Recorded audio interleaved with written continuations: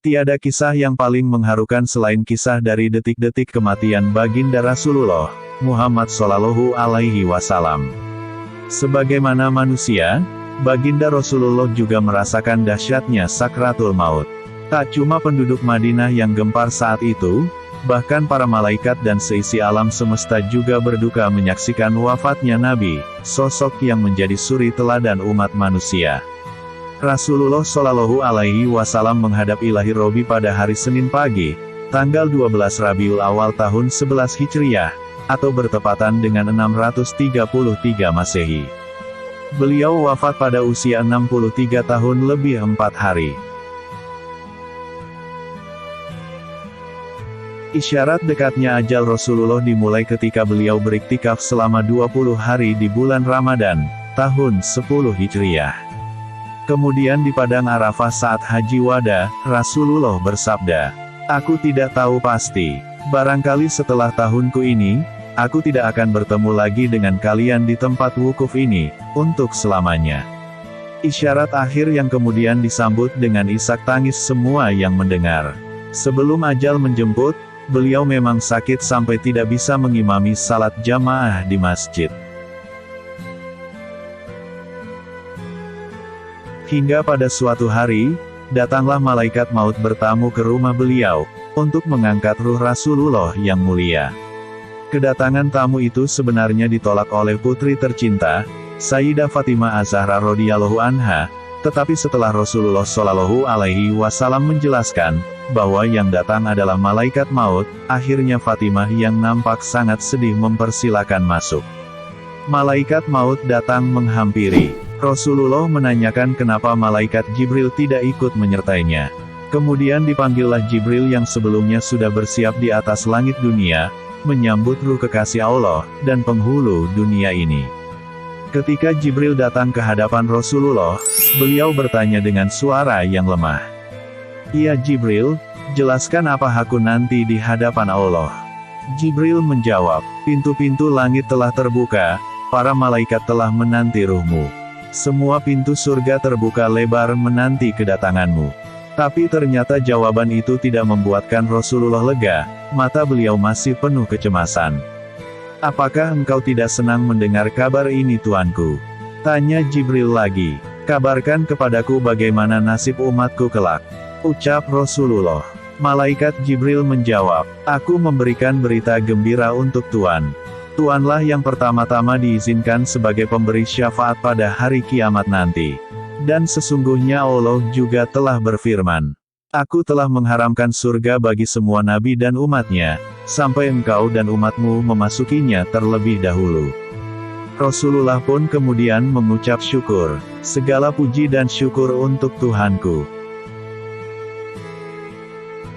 Detik-detik semakin dekat, saatnya malaikat maut menjalankan tugasnya. Perlahan ruh Rasulullah ditarik. Nampak seluruh tubuh Rasulullah Shallallahu Alaihi Wasallam bergetar bersimbah peluh, urat-urat lehernya menegang. "Wahai Jibril, betapa sakit sakaratul maut ini," ucap beliau. Perlahan Rasulullah Shallallahu Alaihi Wasallam mengaduh. Putri tercinta Fatimah pun hanya bisa terpejam tak kuat menatap. Sementara Sayyidina Ali radhiyallahu anhu yang ada di sampingnya, menunduk semakin dalam, menahan air mata. Tiba-tiba Jibril memalingkan wajahnya. "Jijikkah engkau melihatku, hingga kau palingkan wajahmu wahai Jibril?" ujar Rasulullah pada malaikat pengantar wahyu itu. "Siapakah yang sanggup melihat kekasih Allah direnggut ajal?" kata Jibril. Sesaat kemudian terdengar Rasulullah mengadu karena sakit yang tidak tertahankan lagi.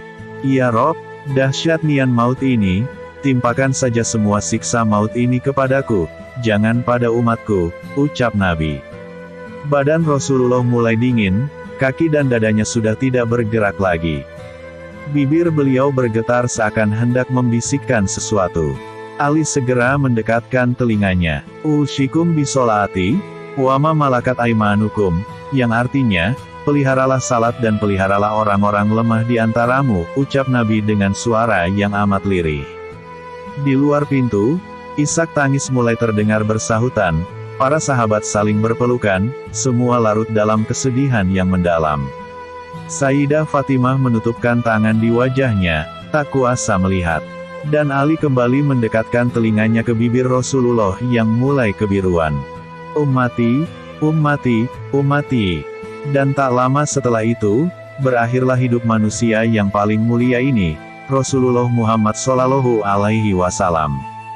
Bumi, langit dan semesta turut menangis meratapi kepergian beliau.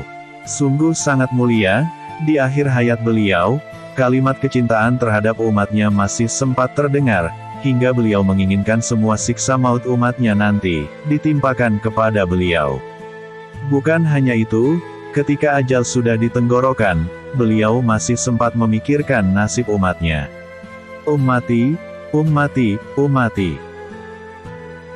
Selamat jalan baginda Rasulullah Muhammad Shallallahu Alaihi Wasallam, Khatamul Anbiya, penghulu umat dan suri tauladan abadi. Saudaraku sekalian, sungguh kita termasuk umat yang beruntung telah mengenal iman, Islam dan tauhid keesaan Allah. Dan semua itu tentu saja melalui kekasih tercintanya, baginda Rasulullah Muhammad Shallallahu Alaihi Wasallam. Terima kasih telah menonton dan mendukung syiar Islam ini.